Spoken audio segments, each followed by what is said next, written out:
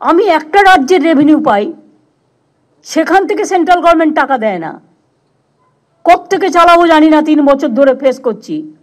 তার মধ্যে আরো 5টা রাজ্যের সবকিছু আমাকে টানতে হচ্ছে। লক্ষ্মীর ভান্ডারও সে পাচ্ছে, স্বাস্থ্যসাথীও সে পাচ্ছে, বিনা পয়সায় রেশনও সে পাচ্ছে। তো কোথা থেকে পাবো আমি এত টাকা? আমার কাছে তো সেই ট্রেজারই নেই যে আমি 5টা রাজ্যকে টানতে পারবো। থাকলে করে দিতাম।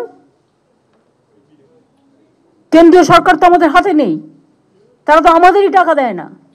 তো আমি 5টা রাজ্যকে টানবো কি করে? নিশ্চয়ই সে চিকিৎসা পাক আমরা চাই, আমাদের হসপিটালগুলোতে আসুক, পয়সা দিয়ে করবে, কোনো অসুবিধা নেই। আমাদের ঘাড়ের ওপরে আমি দেখছি যত বোঝা, এরপর তো স্টেটটার আইডেন্টিটি নষ্ট হয়ে যাবে। বাংলায় কথা বলার লোকও খুঁজে পাবেন না। হিন্দি ইংরেজি আজকে সবাই জানে। আমি যে কোনো ল্যাঙ্গুয়েজকে ছোট করছি না, সবাইকে বড় করেই বলছি। মনে রাখবেন, প্রত্যেকটা স্টেটের একটা ওন আইডেন্টিটি আছে, একটা সংস্কৃতি আছে। অন্য সংস্কৃতিকেও আমরা ভালোবাসি, সম্মান জানাই। কিন্তু বাংলার আইডেন্টিটিটাকে নষ্ট করে দেওয়ার চক্রান্তে যারা লিপ্ত, আমি তাদের সকলকে সাবধান করে দিয়ে বলছি, অর্থের বিনিময়ে বাংলার আইডেন্টিটি নষ্ট যেন না হয়। This is my first and last word. এটাও তদন্ত হবে ইন আইএনসি ডিপার্টমেন্ট। দিয়ে দাও।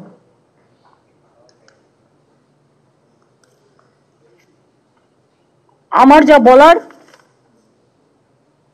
আমি বলেছি। আমি এর জন্য কোনো ক্ল্যারিফিকেশন কারো কাছে চাইব না। আমি যেটা বললাম সেটা আমাদের সবার কথা, মানুষের কথা। আমি সবাইকে বলবো এই কাজটা মন দিয়ে করতে। আর যারা করবেন না, আমাকে ভয় দেখাবেন না। আমি মানুষকে খুব ভালোবাসি, কিন্তু মানুষকে যারা ভালোবাসে না, আমার তাদের ছুঁড়ে ফেলতে 1 সেকেন্ডও লাগবে না। গভর্নমেন্ট কারো জন্য কোনো বদনাম নেবেন না। কিছু না করেও আমাদের বদনাম হচ্ছে।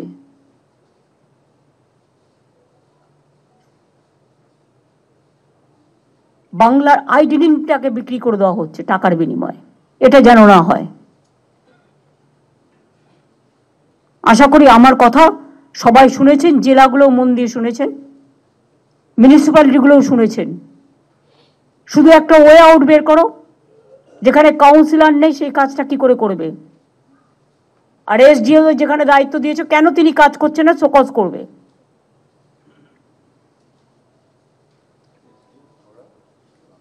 আর এমএলএদের আমি বলবো এসব কাজে ইন্টারফেয়ার না করতে। কারখানার গেটে চাঁদা তুলতে, যেই হোক, সব দলের এমএলএকেই। জমি দখল করতে, কাউন্সিলর না থাকলে আরো ভালো, তারাই ডাইরেক্ট করে নিচ্ছে। এসব হবে না। আমার কাছে কিন্তু প্রত্যেকটা রিপোর্ট আছে এবং আমি ইচ অ্যান্ড এভরিথিং জানি। সুতরাং কোথাও যদি চেঞ্জ করারও প্রয়োজন হয়, যারা নট এফিশিয়েন্ট, যারা এফিশিয়েন্ট সার্ভিস দিতে পারছে না, প্রয়োজন হলে লোকালি সার্ভে করে কাজের লোকেদের দায়িত্ব দেওয়া হোক।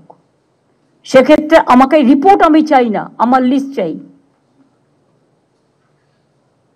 আমি 10 দিন টাইম দিলাম। একটু তো টাইম লাগবে ভালো খুঁজে বের করতে। অনেক ভালো লোক আছে, ট্যালেন্টেড লোক আছে, যারা মানুষকে ভালোবাসে, কাজটা জানে। তাদের কিন্তু কাজে ইনভলভ করা হচ্ছে না। যাকে দায়িত্ব দেওয়া হয়েছে সে লাল গাড়ি নিয়ে ঘুরে বেড়াচ্ছে। লাল গাড়ি চড়া বারণ, তা সত্ত্বেও আমি চড়ি না। স্কুটার হাঁকিয়ে, পাইলট হাঁকিয়ে ঘুরে বেড়াচ্ছে। Though they are not entitled.